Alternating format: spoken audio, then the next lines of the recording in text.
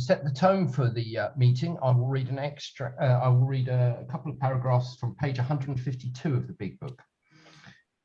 We have shown how we got out from under. You say, yes, I'm willing, but am I to be consigned to a life where I shall be stupid, boring and glum like some righteous people I see?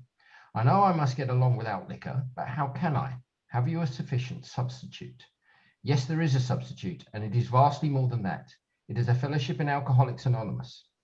There you will find release from care, boredom, and worry. Your imagination will be fired. Life will mean something at last. The most satisfactory years of your existence lie ahead. Thus we find the fellowship, and so will you. Tonight's meeting is part 2 of working step 12 with a sponsee. And Tim will share anything between 30 and 45 minutes on the topic, after which the floor will be open for questions rather than the typical sharing. And with that, I will now hand over to Tim. Evening, kiddos. Tim, alcoholic. Okay, it's really ironic I'm doing some kind of workshop on sponsorship. I was just super crabby with a sponsee, probably a 7 out of 10. Like 10 is you're definitely going to be sacked as a sponsor. I was a 7, and I apologized, and the words crawled out. I don't know what you're like when you're apologizing. When I'm apologizing to a sponsee, it's like the words are crawling out of my mouth like spiders. They don't want to, it's not elegant. But I think it was a useful lesson. Whenever I find myself irritated with a sponsee, it's always because I haven't set the boundary properly in the first place, or I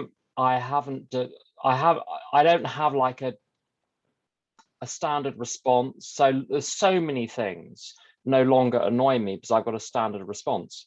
And one of the things that people do, and heaven knows, I probably did this for like 20 years. Have you ever gone to your sponsor because like something has happened or a situation has arisen or you've had an emotion or an event has occurred in the last 15 seconds and you're like, I know, I'll call my sponsor, and you haven't thought about it, you haven't processed it, you haven't done anything, you just like, you know, you're just dropping it on the carpet in front of them. And if I'm caught off guard when someone did that today, and you know, we all do it, so it's not them in particular, but I just wasn't poised enough to respond appropriately, which would have been to simply send, I've got some auto text messages. It really helps, by the way, if you find yourself saying the same thing over and over and over again, just type the thing out, have it on a note with all of the auto text and just send it through, like something like, this is probably a question you can investigate further. I'm available once you investigated it further and have formulated a suitable question. If you need any more input for now, let me know. Like something like that would have totally sufficed. So the annoyance with sponsees is not coming from them. It's always coming from me because I'm not prepared. I haven't told them what is usual, what is customary for how sponsorship works. So it's always on me. So I always investigate after something has gone down and I've got all crabby. I always investigate what could I have done differently not to have got crabby in the first place.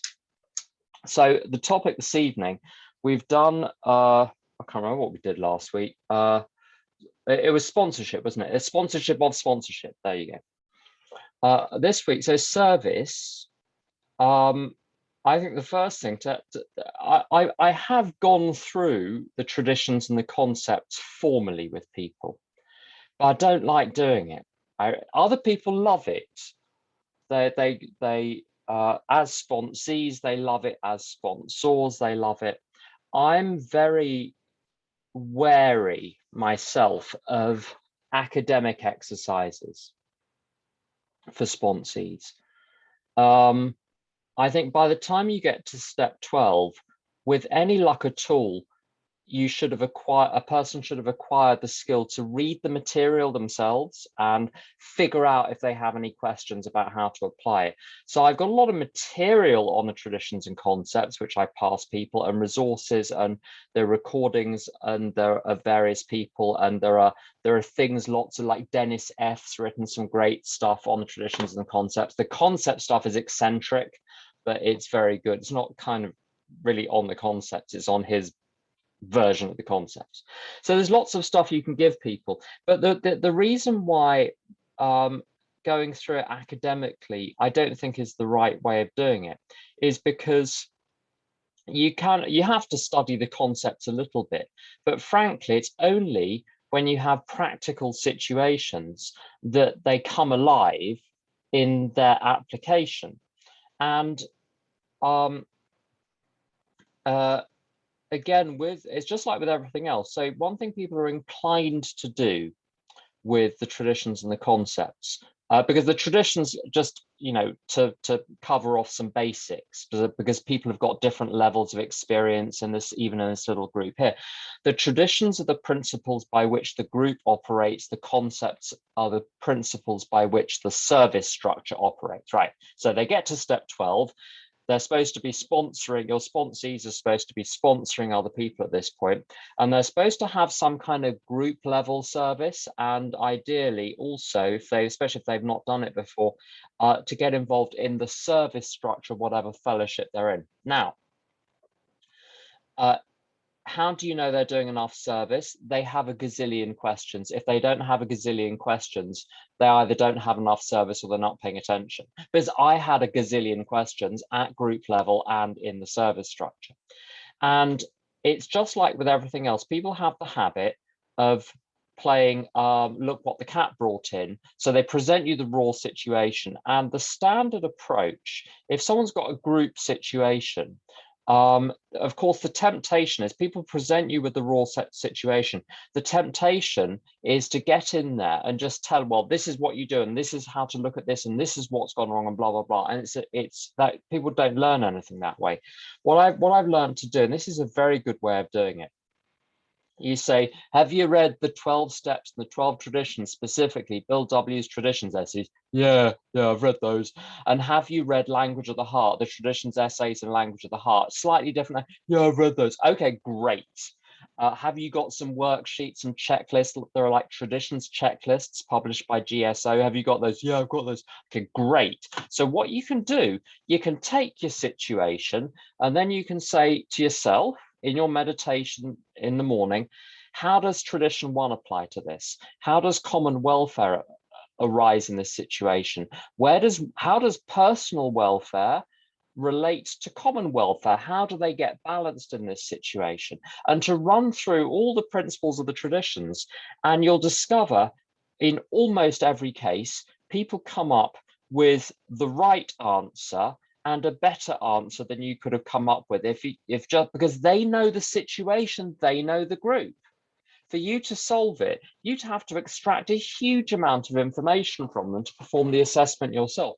So as with many other things, you're getting people to do the homework themselves. They'll hate that, because they just want to be told.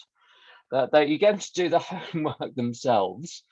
And then once they've finished the homework, you say to them, right, okay, well, I agree with all of that, except this, that, and the other. Maybe you add a couple of extra things on top, or that's great in theory, but in practice, ... Or so you can, but they've got to take the work to the furthest point they can get themselves, and then you come in. And there was a reading actually, which is so relevant to this, which I came across. Rather through gritted teeth, I subscribed to some Buddhist Facebook things as a place to sort of mine lots of quotations for the morning meeting. And some of them I can't even begin with, but some of them are amazing. And there was one that I found today, which is probably the most useful thing I've ever heard about sponsorship, and it's not about sponsorship. Just finding it out, I'll post it in the chat. in just a moment. Before talking to the teacher, it is better to observe yourself a bit. In that way, you might find the answer for yourself.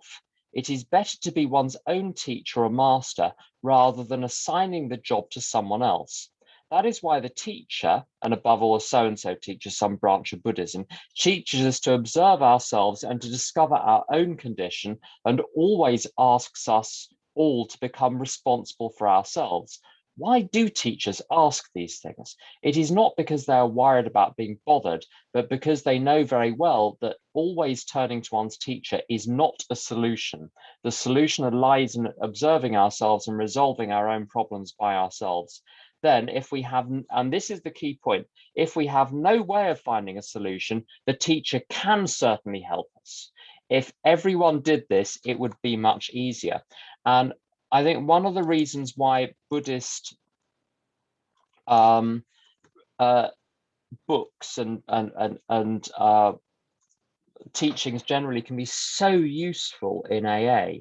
It's not so much the transcendental stuff about, the states of being and consciousness, and those are all very fun, but it's because there's a big teaching tradition, which is very similar to sponsorship. So what they learn about how the relationship between the person who's further ahead and the person who's just learning is, they've made all the mistakes. That comes from, like, I don't know how many thousand years of mistakes and Buddhist teachers getting exasperated and calling each other and saying, I can't believe this. Oh, that's where it comes from. It all sounds like so peaceful, doesn't it? And so wise. No, it's just like us. It comes from states of extreme annoyance and I can't believe it.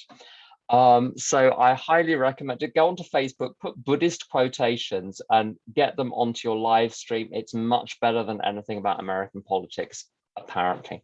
Anyway, so basically you get people to do a load of group level service and a load of service structure service, and they end up, the process just runs itself as long as you push back at the right points. So the two this is a bit like Goldilocks. Remember Goldilocks, where the first porridge was too hot and the second porridge was too cold and the third porridge was just right, and the first bed was too hard and the second bed was too soft and the third one was was just right. And it's like that with spons, particularly once they got to step 12. Some want to hang off your coattails and ask you absolutely everything, and others ask you nothing and go around causing havoc and then telling everyone you're their sponsor. That's fun, especially the ones with borderline personality. As a friend of mine says, only happy when everyone else is in complete chaos. So one thing, if someone wants me to continue sponsoring them at step 12, we have a very awkward conversation sometimes. If I smell trouble, most people are fine, but if I smell trouble, I have this conversation. And I have this conversation as well about this notion of service sponsorship. If your sponsor like literally doesn't do service structure stuff, you want a separate service sponsor. But if your sponsor does, why do you want a different sponsor? That's interesting, isn't it? It's the divide and rule thing. Left hand doesn't see what the right hand is doing. I had a sponsee once who was an Al-Anon sponsee, but they were also an AA and they were also doing service. And they were doing service in my kind of vicinity. And there was their service conduct did not blend with the setting. Let's just put it like that. There were things that they were doing which might be valid in their own right, but were not working super well in the context. How's that for? You see, I can be tactful if I want to be. And we had to have the tricky conversation is this. If I'm going to be sponsoring you at all, how about we get to look at everything? Because all the psychological stuff going on in your personal life is going to manifest in your service stuff. The service behavior is a mirror of what is going on in your private life. Which is what, and it's one of the reasons why it's super helpful to have sponsees, at least for a while, come to your home group. I had someone that had terrible trouble with work colleagues, not an uncommon problem. And they felt very sort of victimized and disliked by people in the workplace. Again, not an uncommon situation. And the person was very nice, very, you know, worked very hard at the program, but we all have blind spots. I have blind spots. And this person's blind spot was about social interaction. And I saw them at the meeting, and they were sitting on their own about 70 feet away from everyone else. There are 40 or 50 people there, all chatting, buzzing around, eating sugar. So they were chatty, cakes, biscuits, tea, coffee, having a lovely time. They were sitting on their own, just looking down like a sort of wraith. And I got a text from a friend saying, "Oh, so-and-so's at the meeting says they're feeling completely alone." And I thought, well, this isn't a hard one to diagnose. Now, if everyone's ignoring me, well, what they were, and I was literally there. They were, because this person had separated themselves from the group. They could have gone and joined the throng with all us other crazy people, but they'd separated themselves. And a couple of people went to say hello to them, but that this person just could have brushed them off. And because I could see that going on, we could have a conversation about, is it possible you're doing that in the work environment too? You're creating the situation where you're rejected because it reinforces the existential position that you developed as a child, that everyone rejects you. So you're recreating it because it's comfortable. And we could have a useful conversation. So it is useful to have sponsees, if they're doing step 12, to be in eyeshot in terms of group level service or service structure service. Not always, it's not obligatory, but it's helpful. If you can't do that, maybe they do need a separate service sponsor who can actually see them in action. And with the service structure, I think that's pretty much it. You throw them in. They try and do as much as possible. Oh, the Goldilocks thing, I didn't really finish that off properly. So some people come to you with nothing, some people come to you with everything, and you want something in between. So you want people to be genuinely considering the option of checking stuff out.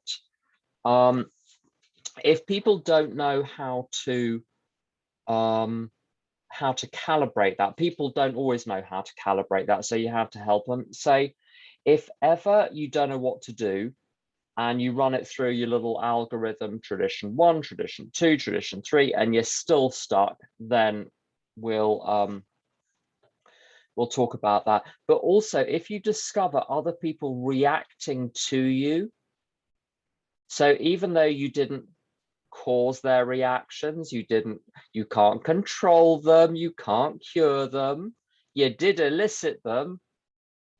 And this is something I've learned when I'm eliciting a reaction.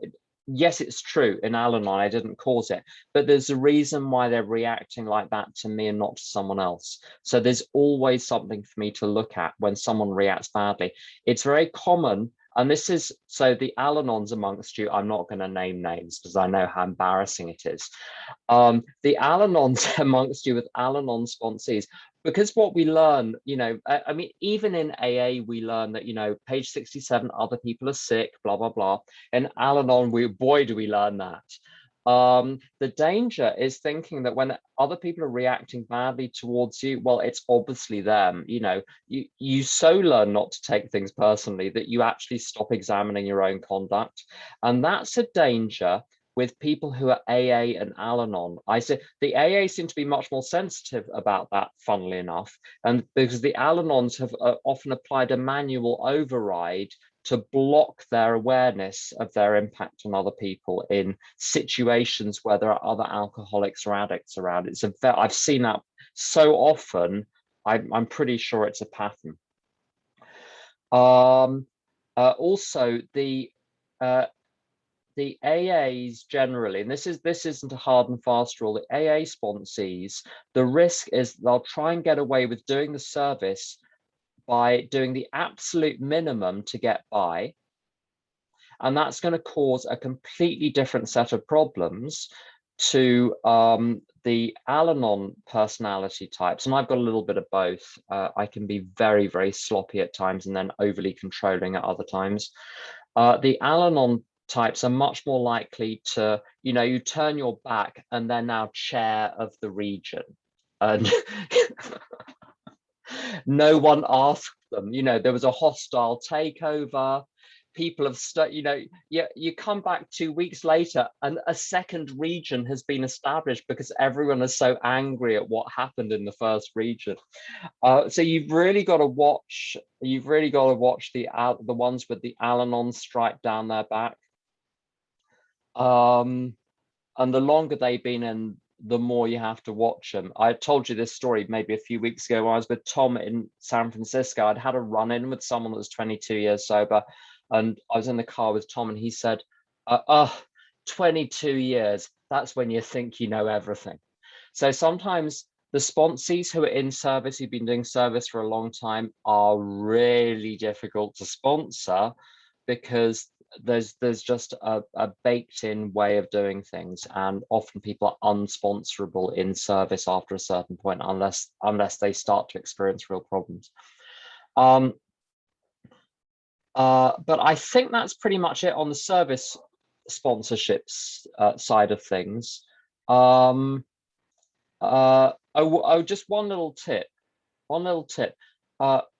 When people have got a situation, and this is true for service sponsorship, it'll be true for other areas we're going to discuss in step 12, but it's also true in steps 8 and 9.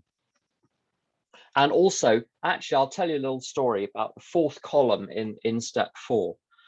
Sometimes people have enormous trouble connecting with what they did wrong in a situation, which totally makes sense, because if you'd known what was right and wrong, you probably wouldn't have made all the mistakes in the first place. So actually, the default position when you get to the fourth column and you say to someone, so what did you do wrong? Well, I don't know. Well, of course not. If you'd known, you wouldn't have done it. So that's actually, we shouldn't be surprised when they say that. But I tried an experiment this week. I've done it before, but this was a spectacular, well, I think it was a spectacular success. Well, time will tell. Someone couldn't see what was going on in the fourth column. So I told them, spend an hour or so, write down who's involved, names, and what their role was in the situation, and then tell me the facts in the order that the facts happened, without commentary or explanation, except as far as necessary to understand the actual acts themselves. Forget motivations, just this happened, this happened, this happened. And they did a bloody good job, I have to say. It was remarkable. And it was immediately, I think there probably were 30 or 40 things which had gone wrong in this situation, which they hadn't spotted. Now, in step 4, that's the trick, is get them to tell the story, and then you can walk them through, okay, this would have been a red flag. This would have been a red flag.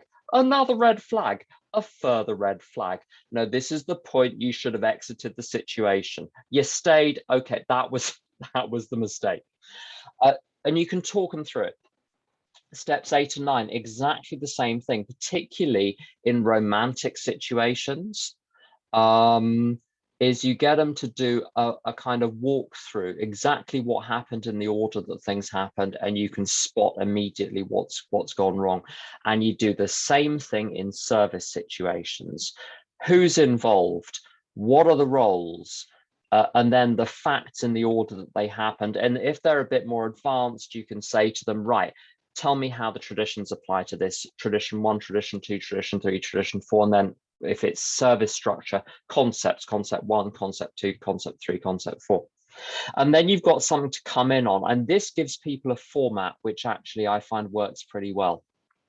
So I think that's all I've got on the service structure. I've got material on practicing as principals and all RFLs, but maybe we should cover off the service structure questions if there are any first. What do you think?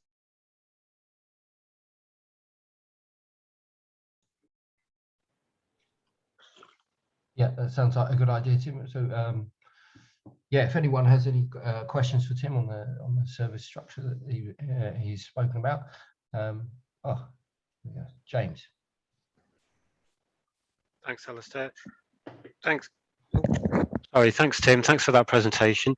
My question is, when a sponsee is looking at being of service, do you think there is anything to be gained by suggesting the person maybe starts at the group level before deciding to say, oh, there's a GSR position, or do you think just allow the person's own journey of recovery to sort of dictate where they take service as the positions arise in their local meetings or in their local intergroup? Yeah, so that's a good question. I think one should proceed systematically through the service structure.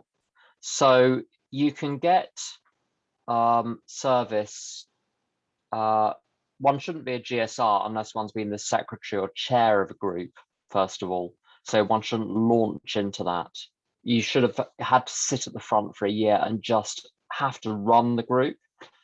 You shouldn't take on, I think it is a good idea to spend maybe a year, 6 months to a year, maybe probably a year actually at intergroup as a GSR. So you come into intergroup as a GSR.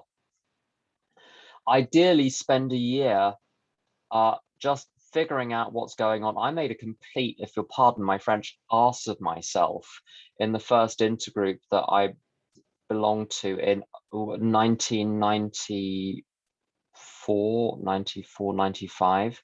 I went as a I was like a year and a half sober or something. And I had no idea of the dynamics. I had no idea what it was about. And boy, did I launch in. Everything I said that went down really badly, and then they got crabby with me, and then I got crabby with them. So you really want to test the waters for a while in intergroup. It is possible to take on like one of the officerships of the intergroup, but only if there's no competition and serious important work is not getting done, like the detox is, there's no meeting in the detox because they haven't got a liaison officer, and someone needs to do it and no one else is going forward. So ideally one should wait a little bit before doing the officerships, but the needs of the alcoholic who's suffering at the end of the line come first, and you can learn it quickly on the job if necessary. A lot of it depends on the person's external experience. There's this myth in AA that everyone is equally qualified for all jobs and one shouldn't sort of discriminate against people for lack of relevant experience. And it's just untrue.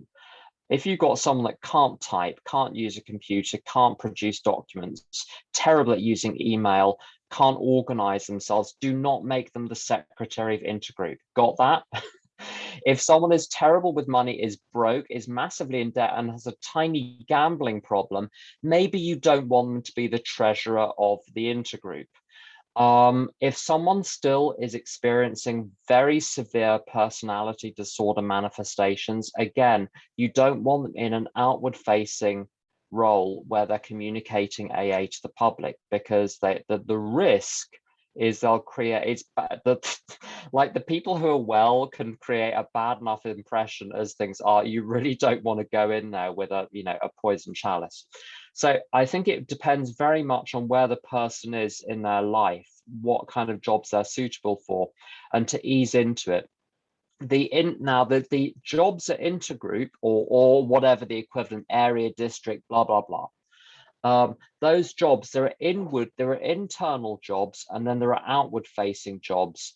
One should only take on the outward facing liaison officer roles if one is very confident that one's got at least the basic principles of how intergroup operates, because the fellowship's reputation is on the line. You can muck up electronic communications liaison is an internal role with no outward facing role. If you mess that up, it doesn't really matter. If the microsite is not as usable as it could be, if you can fix those things because they're just temporary internal glitches.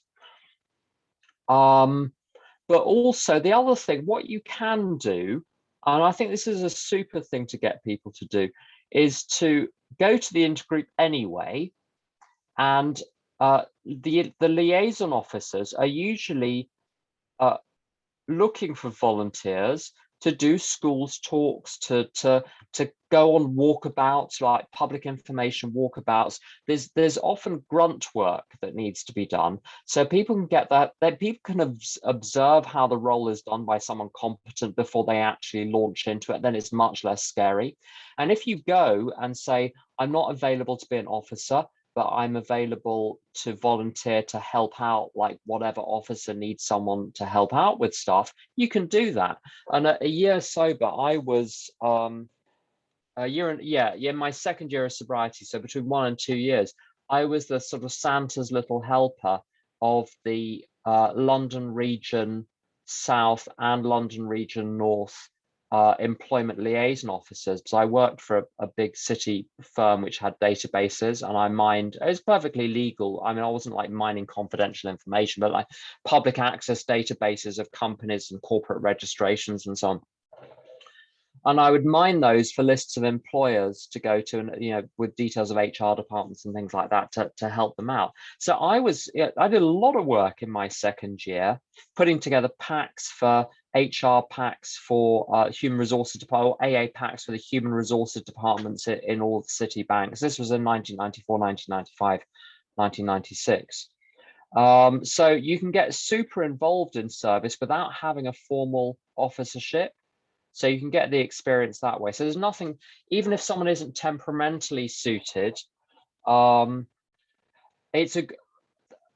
one thing I would say about getting into the service structure, there's a limit to the amount of damage you can do at group level, but there's a lot of damage that can be done at intergroup. If someone with an emotional screw loose starts to get involved, I've seen the most, you see intergroups collapsing because of one person, and it's difficult to kind of get them out of the machinery. Once they're in the machinery, it's difficult to get them out. So to do a serious role at intergroup, one must, I personally believe, have completed all of the amends and not have any emotional handicaps cropping up and hamstringing you at every available opportunity, because it's just the risk of affecting other people is just too great. So that one must exercise caution with this, encouraging people to. I've over-encouraged people to do service when they weren't mentally or psychologically ready for it. And funnily enough, the people that don't think they're ready are usually the ones that are ready, and the ones that think they're super ready, you might want to have listen very carefully to what's going on, because there can be anyone that's super keen to do service. I'm a little bit suspicious of, because my own motivations were not entirely clean. It was, oh great, here's something I can take charge of, which is not really a great motivation. So does that answer your question, James? Yes, thank you, Tim.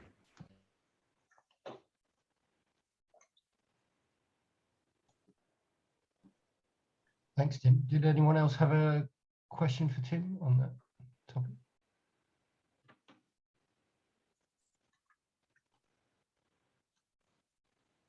What I can do, I've got a set of topics of other areas. So there's practicing these principles in all our affairs. I've got a set of 1, 2, 3, 4, 5, 6, 7, 9 topics, which I'm actually going to copy into the chat box. If anyone can suggest further topics, that would be great. And these are topics which people come to you with, and there are kind of standard ways of helping people approach these. But sorry, Rivka, you got a question? Yeah, hi, thanks, Tim. I do have a question, but I'm not sure if the question is appropriate for the topic, but I'll just ask it, and if it's not, you can ignore me or ignore it.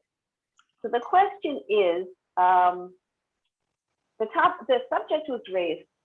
Is it normal? Say there's an intergroup, and the intergroup has to decide on some issue coming up. So is it normal for people in the intergroup to speak to each other privately and sort of lobby the way that a political body would? You know, I'm from the US, so I think of Congress and Senate. There's a lot of lobbying going on, and before a bill is passed there, it's pretty much decided what's going to happen. It's just a question if they have the vote. So, so that question came up: is that okay to do? Is it a normal thing to do? Should one go to an intergroup meeting and hear about a topic for the first time and then everybody discusses it? Or is it okay for people to call each other and say, listen, here's my opinion, and I was thinking we should really vote this way or that way? I just wondered how you would answer that. An amazingly good question. So you said you weren't sure if it was appropriate for this topic. I'm not sure I'm appropriate to be talking about any of this stuff, but I am. So let's just deal with what is. So that's a great question. And it's one that arises very, very commonly. I think probably the number one difficulty that I encounter amongst sponsees in in groups and in the service structure is back channels.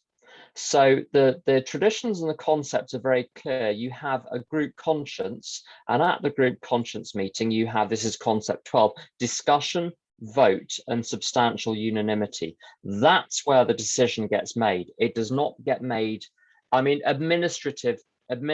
small administrative things can be done in other ways. And if it's not a group or an intergroup, then it can be done in other ways. But if it's a formal part of the structure, you've got to be absolutely squeaky clean about how these things are done. So lots of groups now have either Facebook groups or WhatsApp groups or whatever, and lots of decisions get made on there. And it's a disaster because people say things they would not say to each other face to face. Occasionally, if you can have things decided on WhatsApp if things are relatively uncontentious, if people are super mature, and if you've got mechanisms for so you go straight to polling straight away, like anonymous polling on polling websites. So the first 164 is not a group, so it doesn't abide by the traditions, but we try and follow the principles in as far as the setup allows. And so if anything starts to get remotely contentious, boom, let's have a poll, rather than the acrimony being starting to come out in the discussions themselves. So you sound out what is going on with a poll first, and then everyone quietens down. Oh, so everyone does want X, Y, and Z. It's complete. So it's a way of, if you're going to use WhatsApp groups, that's a super way of doing it. You go straight into polling to sound out people's general views. But anyway, the point is that works very, very rarely. You've got to have, if there was any trouble on first 164, it got contentious, I'd switch and start having organizing Zoom calls with everyone there. But I don't think that level of organization is necessary. I might be wrong. If anyone's on here that really wants those, let me know. We'll talk about that. We'll have a poll about that. But what you're talking about there is it's the whole notion of back channels, and the back channels can be the WhatsApp group, which becomes the alternative to the business meeting or the group conscience. People twittering in corridors, and you've always had this. It's just electronic communications have made it easier for people to misbehave in this way. Now, the reason this is not super straightforward is because you've got to strike a balance here, and the balance, you're very right. You got a note of caution in what you said. Do people turn up cold to the topic? No. You need an informed group conscience. So this is how it works, I think, healthily, If someone proposes something, there is a formal method for proposal. So let's say for the March business meeting, by the February business meeting, someone needs to send the secretary a written proposal, and that gets circulated in writing so that everyone's got a month to think about it, to talk to their sponsor, to talk to their friends. But under no circumstances, and I've done this, and it's poison to the individual, it's poison to me when I've done it. I've lobbied other people, and other people have done it with me. And I just don't think it's right.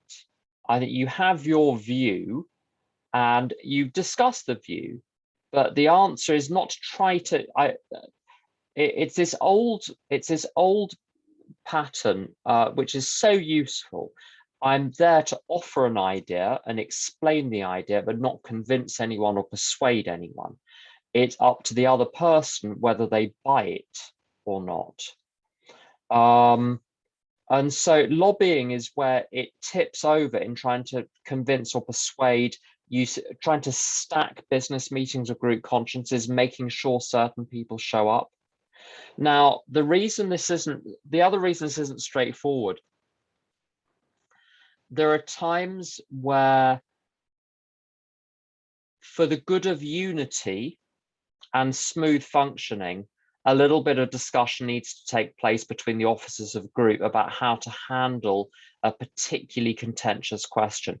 But that's not about achieving a particular result. It's about establishing an orderly process which maintains a cordial atmosphere in the group. That's completely different. I think you can consult very heavily and politically, as it were, on process, but in order that the group conscience then be expressed however it wants to be expressed without trying to swing it one way or another. So it's the nature of the discussions in between the meetings that matters. It's not whether or not they happen. I think they have to happen first of all so that people can sound out the ideas. It's only when you discuss them that you realize you're crazy. When you hear someone else's perspective, you realize you're crazy. So you have to discuss them. You've certainly got to discuss the logistical side of things. And word, I've often taught as a secretary who is in charge of the written communications of group. I've consulted very judiciously about exactly how to word things, about how to structure group conscience meetings. But again, it's not about the result, it's about the process. So this isn't a straightforward topic at all, but the aim is to have an informed group, maximally informed group conscience. One way, by the way, to put the kibosh on any of that lobbying which goes on, and this is a great technique. You send something to all group members saying, we'd love to have your comments in writing. We'll take them, we'll anonymize them, and we'll circulate them so that everyone knows what everyone thinks. And it takes the wind out of the sails of little secret plans. And also what's very interesting is that when one is voting in a group conscience meeting, this is not well understood. When one is voting, one should be voting for the good of all. So I will often vote, and my conscience is what my conscience tells me is for the good of all. It's not what I think. So I often vote for proposals that I personally disagree with because I feel that that's what the group wants. So I want to go with what the group wants. And if you adopt that approach, there's nothing to lobby for. Not to have a personal angle, only to be looking to maximize. Jim Willis says, your job is to help the rest of God's kids get their heart's desire. And as long as it doesn't harm them, help them get it. So if the group wants to make a decision you don't personally agree with, but it's so clearly what they want, I go with it. And if with that approach, you're removing the problem at source, which is having a personal objective. That's where the lobbying is coming from. It's having a personal investment of some sort. Does that make sense, Rivka? Good. Alistair, shall I go on to the, I've got 1, 2, 3, 4, 5, 6, 7, 8, 9 topics. So we've got more than tonight's worth. And if other people have got topics, then, you know, please tell me and I'll add them to the list. Money. Most sponsees at some point come to you with money problems. I am not a money advisor. However, when people have got money problems, I get them to look at a couple of things. In step 4, it suggests that we take a business takes inventory, and my finances are like a business.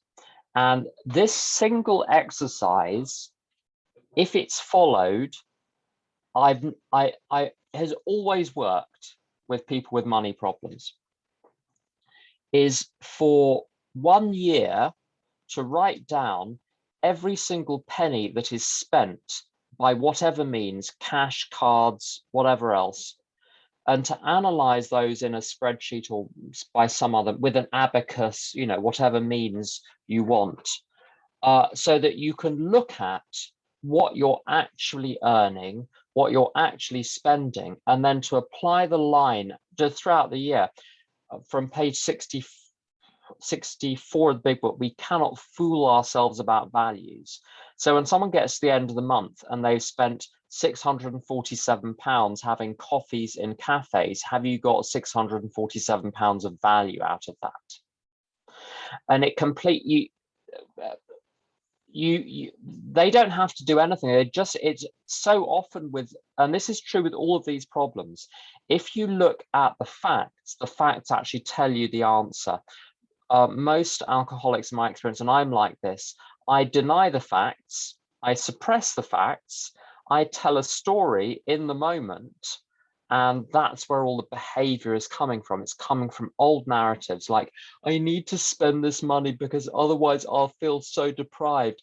And what's the point in working all these hours and having a job I hate with people I hate if I can't spend? It's my money, I can spend it. And then, you know, as Bob B says, oh, the other thing, listen to Bob Bizantz on money. He's very good on money. Now, what's so interesting, Anthony DeMello, who's very naughty, Anthony DeMello talks about how people don't want to get out of kindergarten. Everyone says they want to get out of the kindergarten, but what they really want is they want to get their relationship back, they want to get their job back, they want this from the world, they want that from the world. I've given the money exercise to maybe, I don't know, probably hundreds of people. Only a small proportion of people have actually done it. It's very interesting. People with very bad money problems refuse to do what for our grandparents would have been an absolute standard thing about how to act like an adult. You balance your checkbook, you write down where everything is going, you budget, you forecast, you do all of these things. So you can only help people if they want to be helped and if they'll do the work themselves. The other side of money, I think, is work. And the book is very good on this. It talks about people who get sober and want to, they either go to one extreme, they go to a spiritual extreme, or they go to a financial extreme and try to overperform financially. With the overperformance, what I typically find with sponsees that go too far down that road, eventually they'll have a nervous breakdown. And you can kind of warn them in advance. You know, you're like 18 months off a nervous breakdown. You do know you're 18 months off a nervous, oh no, I'm fine. And then there's a nervous breakdown and then they forget that you told them. Most people get through that and it kind of stabilizes. The much harder problem on the money side is connected with what's called in another fellowship under-earning. And a lot of people come into recovery with a career-busting gap in their CV. A friend of mine got sober at 40. And I said, so what have you been we're just talking. I was saying, so tell me about your drinking. He said, well, last 20 years, I've really mostly just sat on the sofa and watched TV. And that's literally what he did all day. He went out to get drink and then he got back and watched TV. This does not look super good on your CV. There's not a lot you can do to dress that one up. Most people have a white whale from I've never read Moby Dick. I understand there is a white whale in it and the white whale is not super friendly. It's not one of those Disney films, let's put it that way. And the white whale is your sort of nemesis, the area of your life. And someone can have more than one. I had like four nemesis, 4 areas. I'm not going to go into them now. Work is a massive problem for some people, particularly what do I do with my life? There's nothing I want to do. My CV is terrible. I don't have any qualifications. I'm not fit to do anything. I haven't worked for 10 years. I haven't worked for 30 years, that kind of thing. Now, you can't solve this from the outside. You can't force it. The person has got to want, basically, it has to get painful enough, like not facing it has to become more painful than facing it. And facing it is terrifying. And I had to work was my one. I grew up with the attitude, if you're clever, the world will just give you a career. And you don't have to actually be able to do anything. You'll just kind of get something which pays you money on the basis of academic quality. Of course, this is not the case. And I hadn't really worked. I had worked somewhere, but I'd stolen as much as I worked in the place that I worked. Apparently, you're not supposed to do that. So when I got sober, I had no real experience. And the whole process of applying for jobs and going to work was unbelievably painful, but I had no alternatives. I had no other source of income. My parents had no ability to support me. So I had to do it. And I felt physically sick. I remember leaving careers libraries and vomiting because the whole thing filled me with such terror. But here's the thing, you can do it. You can be terrified and do it on the same day. You don't have, and this is true with all of these problems in these other areas. The answer doesn't lie in get comfortable with what the solution is and then you do the solution. You have to do the solution even though it's horrible. I've got a list that I send people with, like, if you're stuck with like career and not earning enough money, here are 40 things that healthy people do to try to figure out what to do with their life, to get a job, to work out where to study, to work out where to volunteer. And with lots of these areas, the job is to work out what healthy people do and copy them, even though it's painful. All you can do is kind of give people the list of things to do, support them, and help them work through the psychological blocks. And the big psychological block with solving any of these problems, in my experience, is the hobnail boots of negativity. I don't know if any of you, I know all of you are super positive, but I have a tiny negative streak. And the way it works is this: when I've got a problem, I'll go to someone with a solution, and whatever angle they come at me with the solution with, I'll tell them why that won't work with me. So there's always some reason why the solution proposed won't work. And by the time we've gone through every option, I'm back at square one with the existing problem, but now I've tried everything. Of course, I haven't tried everything. I've rejected every possibility. So sometimes one has to be basically super positive with people. Say, look, you must try these things, try them. Like with job processes, I'm talking to someone at the moment who's doing amazingly well with this, amazingly well. I'll tell you, this job thing of people who've got like 5, 10, 15, 20, 25, 35 years gap in their CV, very few people will face it. The ones that do should frankly get a medal for bravery, because it's a very painful thing to face. But it's a matter as a sponsor. I think this is where you turn into sort of super positive parent mentoring role. Say, look, try it. If you don't think you can do it, fine. Let the interviewer decide whether they think you can do it. Because you might be wrong. If you're right, then the interviewer will agree with you, but at least you'll have had interview practice. And so to push the solution as far as possible, wait for the world to say no rather than saying no yourself. There is something, let's see if I can find it.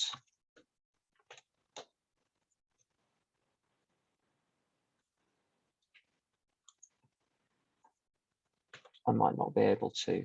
Oh, yes. I found I was researching something for work. I read Swedish, and I found this Swedish website and about real estate, property management. And I found this extraordinary quotation from a woman who was 28, 29. Why did you choose the real estate management program? And her answer was this: I actually looked through all the prospectuses in Sweden. Now that's a statement. All the prospectuses in Sweden are marked up all the universities and study programs that interested me. In the end, I had to choose between tourism and real estate management at Karlstad Business School. The salaries in the real estate sector and the huge need for new staff eventually led me to choose real estate management. That's how you do it. She did the footwork first. So with solving people's problems, you can't solve their problems. They have to solve their problems. My job as a sponsor is to increase their hope that solutions are available, in the hope that they'll take the actions. That's all you can do. One thing that if you sponsor a lot of people, you'll probably discover over the years is people will come to you with the same problem again and again and again. And you feel like it's Groundhog Day, you've had this conversation 47 times before, and that's fine. But the important thing, I think, with any of these is to insist on action first. And as the action is being taken, you can talk about the psychological stuff, but you've got to kickstart it with the actions, just like with the steps. People have got problems going to meetings. They've got to be going to meetings, and then you can discuss the problems they've got at the meetings. And this way, everything gets solved and faced. And as I said, the action is incredibly painful. So you get people to put, if it's particularly difficult, if they're particularly unable to take the action, to put all the support structures in place and maybe start the actions a little bit here, a little bit there. I remember, when I started to face the career, I had to face the career thing a second time when I was in my 30s, because of a series of relatively undramatic but nonetheless noticeable nervous breakdowns in the career that I was having. When I faced it the second time, it was easier, but still, I could do some days I could only take an hour's effort, then I had to kind of run around recovering from the hour's effort that I'd made, and then I could do another hour's effort later on, and that's fine. If all you can do right now is 4 hours a week to solve the problem rather than 35, fine. But do the 4 hours, then next week do 5, next week do 6. So to gradually, if you can't go 0 to 60, build up. And this really is the model for helping people with any of these problems, is to identify what the problem is, find people in the universe who have solved the problem and copy what they did, and then you can help them just with human support and a bit of kind of AA pop psychology about positive thinking, relying on God, keeping it in the day, make a list of things to do the things on the list systematically. Do you know what I mean? It's like really basic stuff, but you can't solve the problems. You put them in a position where they can access the people who can solve the problems. So that's all I think I'd say about the money and the money one. Sex is next, but that's for next week. So invite all your friends. We've got money, sex, food, dating, relationships, exercise. That'll be a popular one. Drama. And by drama, I don't mean Central School of Drama or RADA or Shakespeare or those.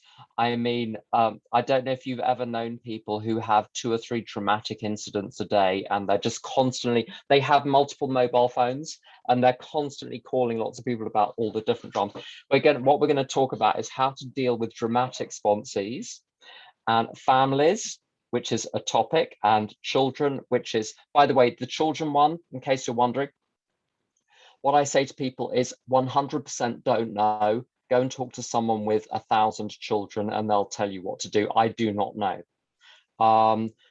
So we can cross that list off. So we've got, I think, 7 topics left for next week. Alistair. Thank you, Tim. You think we'll get through it all next week? No. Do you want to see if we got any questions on? I know we were at time, but if there are any specific questions on money and career. Yes.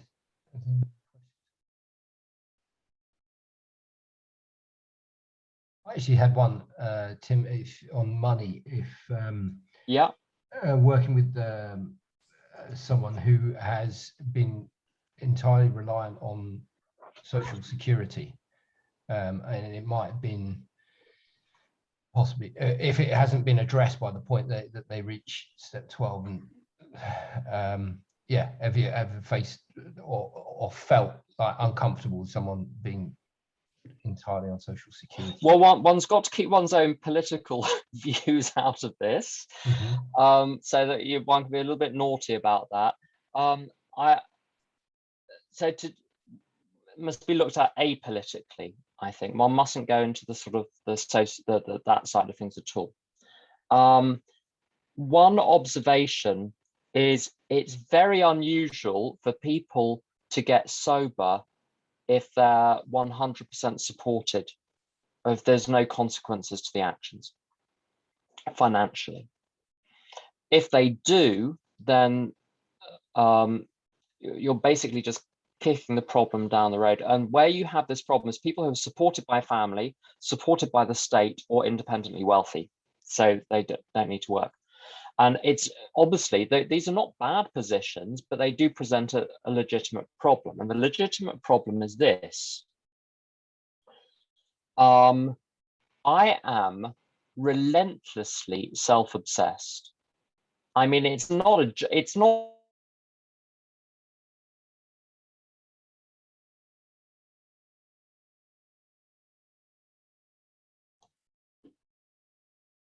Tim, we lost you. You're back. Oh, you're back. Okay. So I'm relentlessly self-obsessed. It's just not even funny after all this time. But the thing which enables me to live, I think, a pretty good life is the fact that I'm well occupied. My time is well occupied. And a big chunk of that time is spent on work and sponsorship at the moment, a little bit of service, but mostly on sponsorship and talking to other people who aren't sponsees. And that keeps me out of trouble. Now, the reason why this is relevant, so if you've got sponsees who are not occupied with either work, study, or volunteering, is I don't know how to not be self-obsessed when my life revolves around the things which are for me, even though all the things I'm doing are good. You know, friends and family and looking after myself and hobbies and interests, they're not bad things, they're great things. But it's terribly difficult to get over mental obsessions of various types, relationship problems, problems with family, it's a very common thing, problems with money, problems with all sorts of things. We need time away from ourselves to look at ourselves properly, in my belief. So that's why I think it needs to be addressed. It's not because it's not so much out of the giving back to society side of things, although that's a relevant factor as well. So being of maximum service to God. But it's getting out of self. And even, you know, if someone were filling their life with service and sponsorship, that doesn't do it either, because that's still got too much personal stuff in it. The point about work is doing things which are kind of, any job, if you do it for long enough, becomes menial and boring. And I think this is a great thing because it teaches you how to continue to engage in things which are not super interesting to you in the moment. And it's the best way to get, for me, it's the best way to get out of self. So I think it does need to be addressed one way or another, but you can't force it from the outside. You have to present the idea that maybe an not just, I shouldn't say just, even if it's volunteering, it's not I don't think it's a money thing. If someone volunteers for 35 hours a week in soup kitchens and various other things, there are lots of opportunities around here there are a lot of poor people around here. There are a lot, I can give you a list of churches where they do soup kitchens and things. It doesn't matter what it is, but to occupy oneself is the key. I think that's the core of step 12. And my sponsor says, a much more important demonstration of our principles lies in our respective homes, occupations and affairs. And therefore we've got to have occupations and affairs, or there is no raw material for us to be working the program on and being of use to other people. It's I think the work, study, volunteering, it's like pedaling the bicycle, which makes the lamp on the bicycle light up. And it's that lamp which attracts sponsees. So very often the work problem is connected to not having sponsees. It's very rare for people who are not working, studying and volunteering to have like loads of sponsees unless they're sober 30 years, because the pedaling isn't happening to turn the light on. It's the activity in the world which turns the light. I mean, people's whole jiggy changes as soon as they're engaging in those efforts. I'm watching it at the moment. Their whole energy has changed because they're engaging in this kind of work, which is really impressive. So that's all I got on that question.